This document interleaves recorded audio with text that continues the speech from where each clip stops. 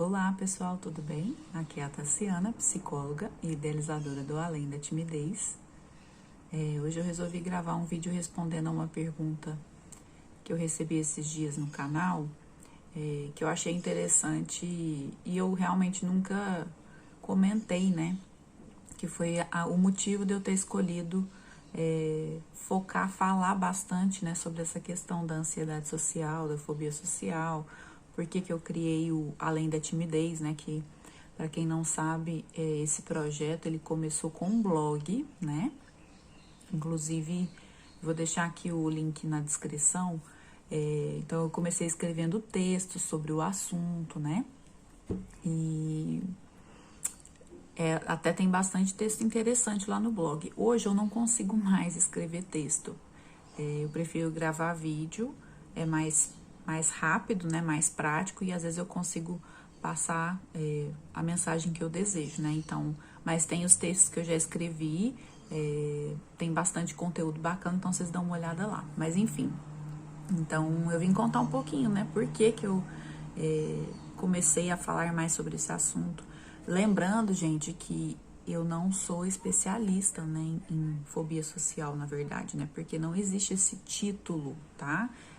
A gente diz que uma pessoa é especialista quando ela tem uma especialização, né? E na verdade não existe. Se existisse, com certeza eu procuraria fazer para receber o título, mas a verdade é que eu estudo muito sobre esse assunto, eu atendo muitas pessoas com essa demanda e falo muito sobre isso, então é por isso que as pessoas tendem a me enxergar dessa forma, tá?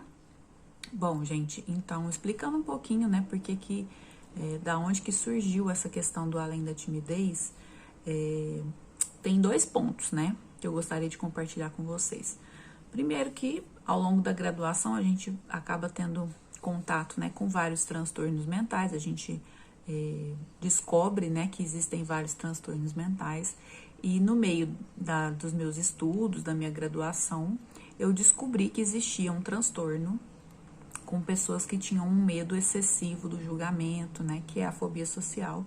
Eu não sabia da existência desse transtorno até a faculdade, né, mas apesar de não saber, eu me considero uma pessoa tímida, né, e eu não me classifico como alguém que tem uma fobia social, mas eu já experimentei um pouco dessa sensação, né, de ter receio, de ficar sem graça, né.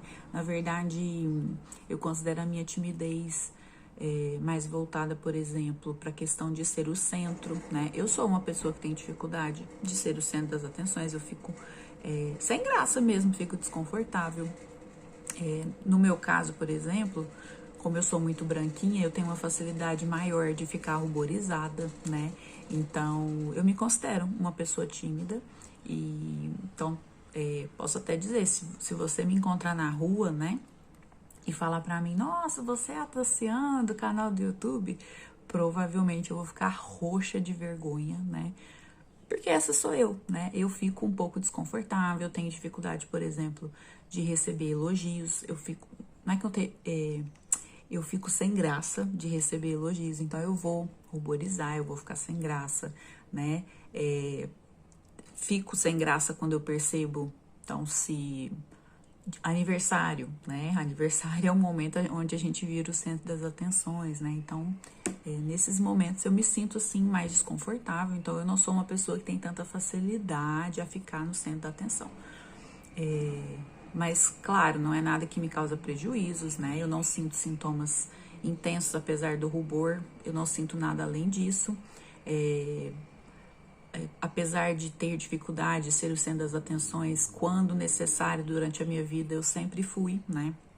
Então, eu já trabalhei dando treinamentos, né? Então, dando palestras. Então, assim, é uma coisa que eu consigo avaliar que não chega a me causar prejuízos significativos, que é o que classifica uma fobia social. Mas por causa disso, né, desses sentimentos que eu experimento, eu acredito, né, que eu consigo entender melhor, né, pessoas que acabam evoluindo essa questão a ponto de configurar uma patologia. Então, esse foi o primeiro ponto, né? Eu, de certa forma, me vejo em vocês, né? Eu consigo entender um pouco desse universo, né? Eu acho que eu tenho um pouco de facilidade de entender, porque eu também experimento esse desconforto de vez em quando. E, além disso, então, durante as minhas pesquisas, né, que aí eu fui ficando curiosa com essa questão da fobia social, e uma coisa que me chamou muita atenção foi, eu não me lembro exatamente em qual livro que eu li sobre isso, mas dizia que a fobia social é um transtorno muito comum, muito mais comum do que a gente imagina, só que é um dos transtornos que menos procura atendimento, né? Então, é um transtorno onde as pessoas procuram pouco a ajuda psicológica mesmo. E se a gente parar para pensar, dá para entender por quê, né? Porque se a pessoa se sente muito receosa de ser julgada, de se colocar em exposição, imagina procurar um psicólogo, né? Ir lá e se expor, é uma exposição muito forte, né? Então, e eu fiquei pensando, falei, gente, realmente, né? Como que essas pessoas vão procurar ajuda se esse movimento de procurar ajuda já é dificultado pela própria doença, né?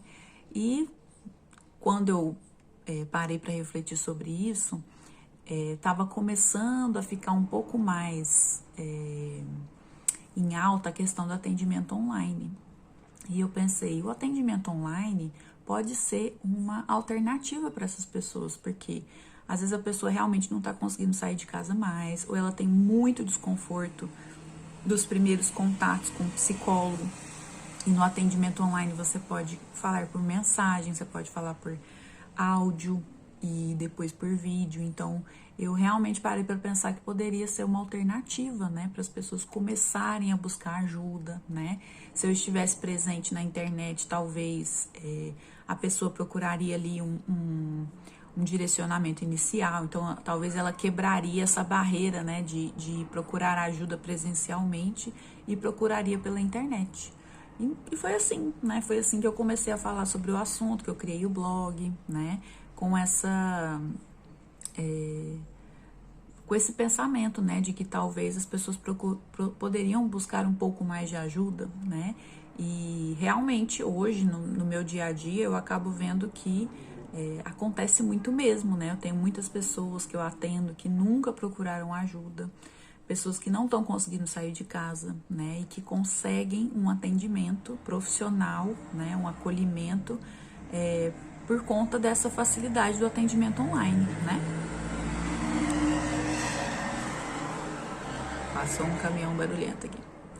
E então eu fico muito feliz de ver, né, que é possível ajudar as pessoas, que é possível a gente adaptar a psicologia para poder atender as pessoas, porque é isso, né? A psicologia precisa chegar até as pessoas, né? A gente tem que quebrar essas barreiras. E se a fobia social provoca esse tipo de barreiras, né, da pessoa ter dificuldade de buscar ajuda, então vamos facilitar para elas, né? E é isso, gente. Então foi por isso que eu escolhi trabalhar com isso. E hoje estamos aqui, né? Já tem, acho que já tem uns 6 anos que eu comecei a história do blog e eu tenho muito orgulho de poder auxiliar as pessoas nesse sentido, tá bom? Grande abraço a todos e até a próxima. Tchau!